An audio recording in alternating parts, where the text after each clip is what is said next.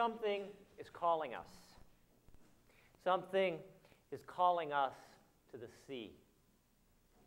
It's a primal pull, something connected to the core of our being. Something draws us to that sacred place of tidal pools and white-capped waves. When I'm at the beach in the summer, I often step out of that experience, and for just a moment, I observe. From that vantage point, a normal day at the beach is somewhat strange, but quite revelatory. Think of it. Hundreds of half-clothed human beings spread across brightly colored beach blankets, others plopped in uncomfortable nylon chairs or sitting with their legs splayed in the hot sand, all looking out towards the sea. All those bodies, all those eyes focused out at one place, to that distant place where sky and water merge. To somebody seeing that for the first time, it looks as if people have gathered at the ocean's edge to together wait for something. Beyond the fun of the sun and the permission the beach gives us to simply let go and relax, I think people are drawn to the ocean because some part of us longs to return to where we came from. Our forebears were sea creatures who crawled from the water to find footing on newly dried land. The ebb and the flow of tides, nature's wet and wild rhythm, is the womb from which each of us emerged. Our life began in the sea. The sea is literally our mother. We are called back to wait at her edge because on some primal level, we all want to go home again. We all want to go home again. Whales have done just that. 420 million years ago, animal life came forward from the sea to walk on the earth for the first time. Then, about 53 million years ago, some animals went back. The ancient ancestors of our modern whales were the exisitence, large, furry, four-legged earth animals who returned to feed and to swim in the ocean. Over a few million years, they evolved into sea creatures, changing shape and structure into what we now know as over 80 species of whales.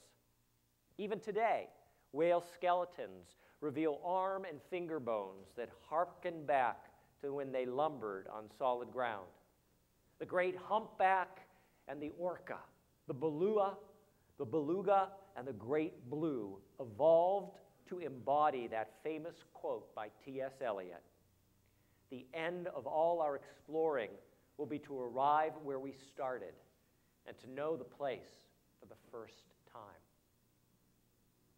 Whales are earth mammals like us, but life didn't leave them content to sit at the beach staring at the horizon.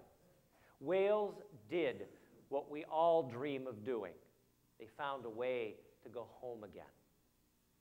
Return again. Return again. Return to the home of your soul.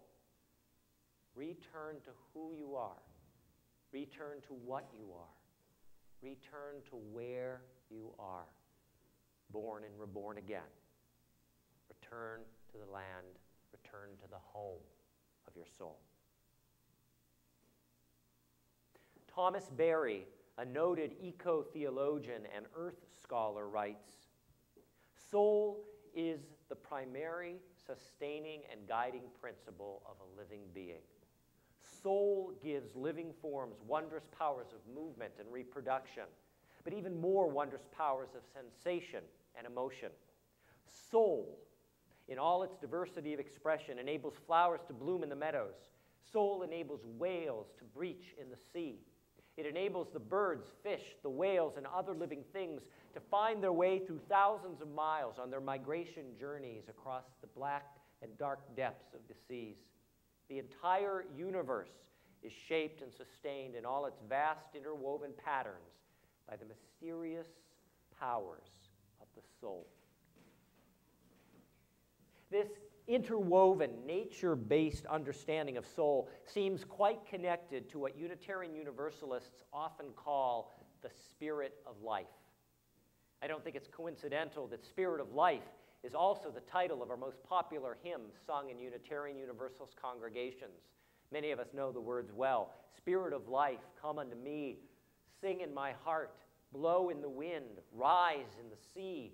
Roots hold me close, wings set me free. Spirit of life, come to me. Few creatures come as close to the whale as embodying this notion of universal soul or spirit of life. Think of the whale rising in the sea, its explosive exhalation blowing in the wind, high enough to be seen a mile away. Think of the whale with its intelligence, its complex and changing songs of communication that allow it to talk to other whales across 1,000 miles of open sea. Think of the whale, which lives in community and in cooperation with other whales. Think of the whale rising in the sea, its massive flippers waving like wings as it is set free in its glorious breach, even as its heavy fluke, its tail, like a giant root, holds it close to the water. In the words of poet Stanley Kunitz, whales inspire awe and wonder. The Unitarian philosopher Henry David Thoreau knew this when, in 1864, he wrote, "Can he who has discovered the use of whalebone and whale oil be said to have discovered the truth of the whale?" Different cultures and spiritual traditions have embodied whales with their own truth. In ancient mythologies, the whale is also often involved in creation itself. In the biblical account of creation in the book of Genesis, the whale is the first creature that God forms.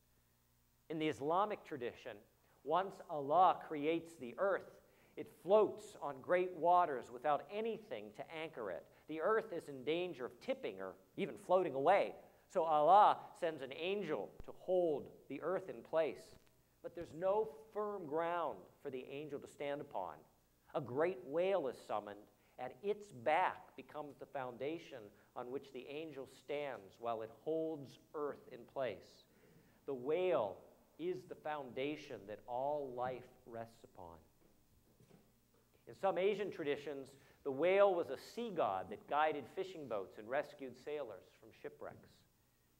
For the indigenous peoples of Alaska, the whale would usher the newly dead to a new life in the spirit world. Even today, in some villages, they tell stories of frail elders awaiting their time who passed away with the next approach of the orcapod of tail, tall black dorsal fins.